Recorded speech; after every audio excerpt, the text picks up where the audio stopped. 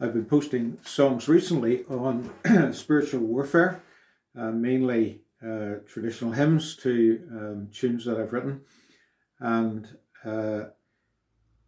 what I'd like to do in the next couple of days is sing a couple of psalms that are the two psalms most associated with David's experience, probably in Adullam's cave. The titles of the psalms are very important as we try to get the most out of the context in which they were composed and sung. And Psalm 142 and Psalm 57 in their titles refer to David composing these when he was, as it said, in a cave. So these two psalms were composed in probably Adullam's cave while David was running from Saul and his army. And he had this overwhelming sense of being isolated, even though his family had joined him, and he had probably around 400 people around him in the cave. But when God's providence causes us to be in situations of testing or stress or distress, it doesn't actually matter how many people we're with.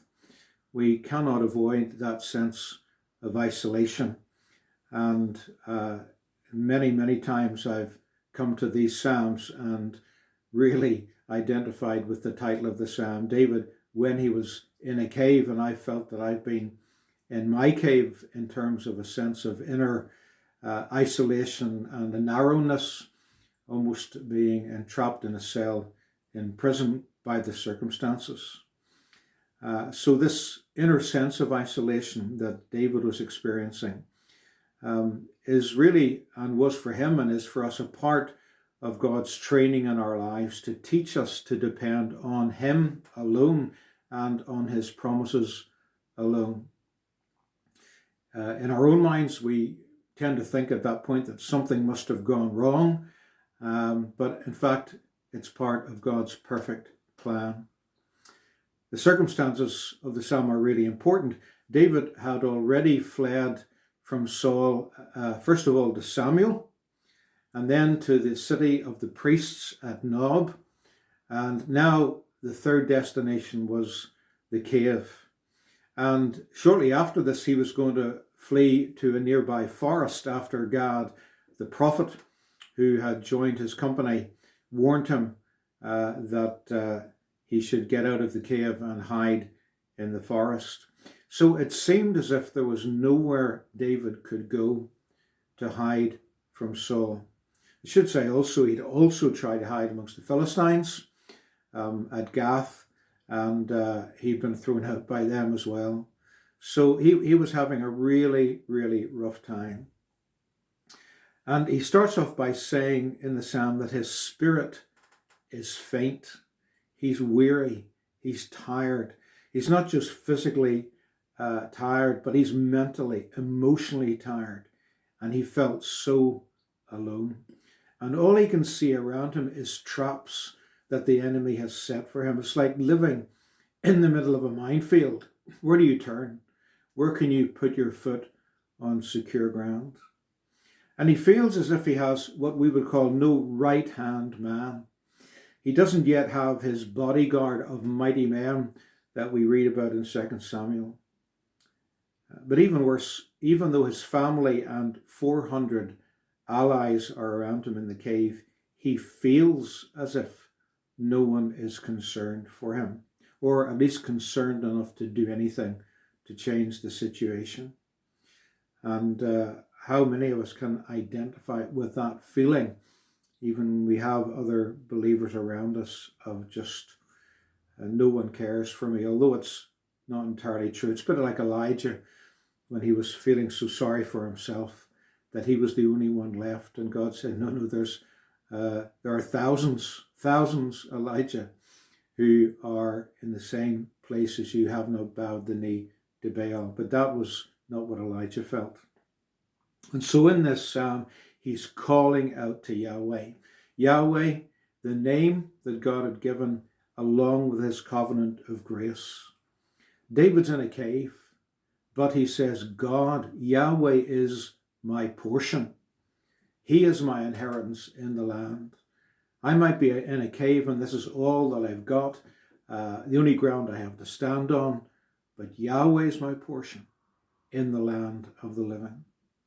And so if God is his portion, David is getting to the place in this psalm, in his isolation, when he's able to say, well, that's enough. That's better than having 400 allies. And as someone once said, God plus one is a majority, or one plus God is a majority. Although his situation is desperate and his enemies are too strong for him, he, in this psalm, gets to a point where he is absolutely sure God will bring him out of this prison of a cave.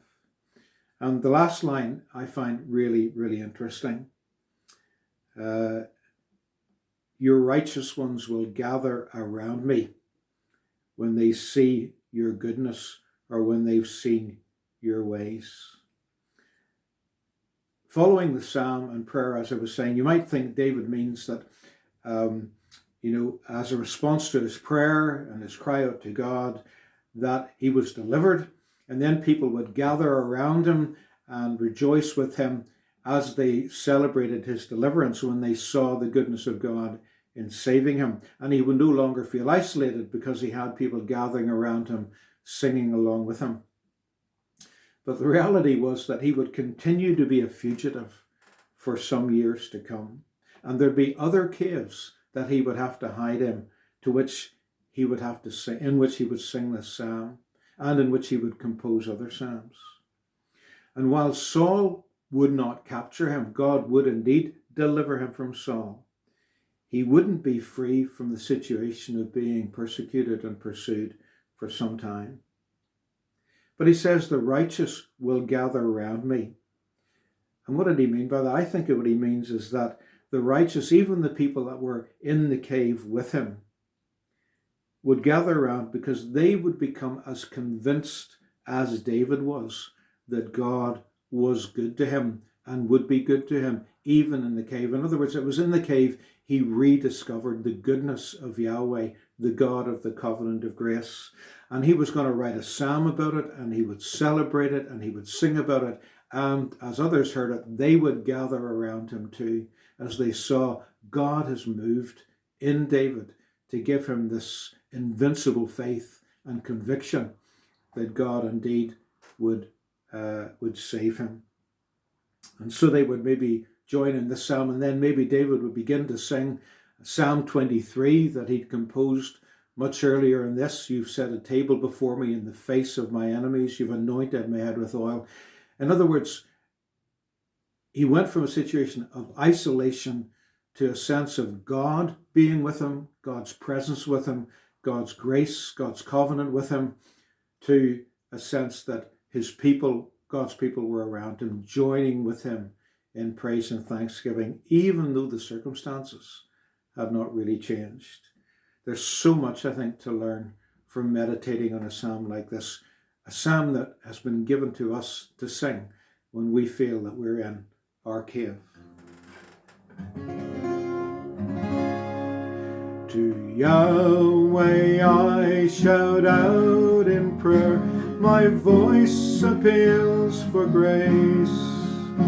My troubled thoughts to him declare in my adversities.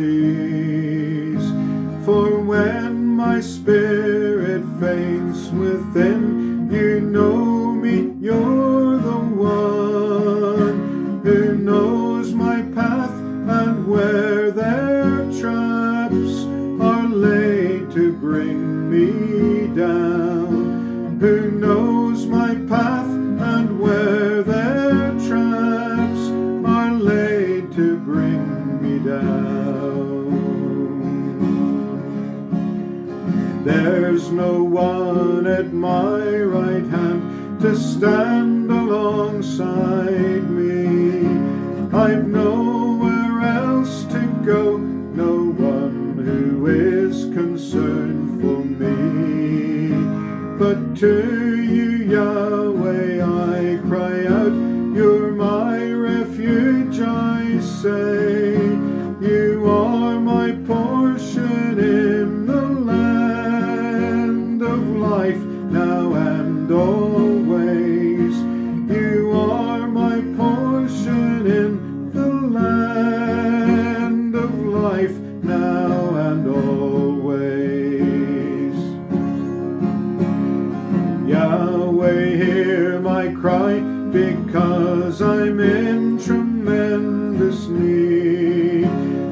my pursuers much too strong to fight. Deliver me, bring me out from this narrow place, so I your name may praise. Your righteous saints will then surround me when they've seen your ways. Your righteous saints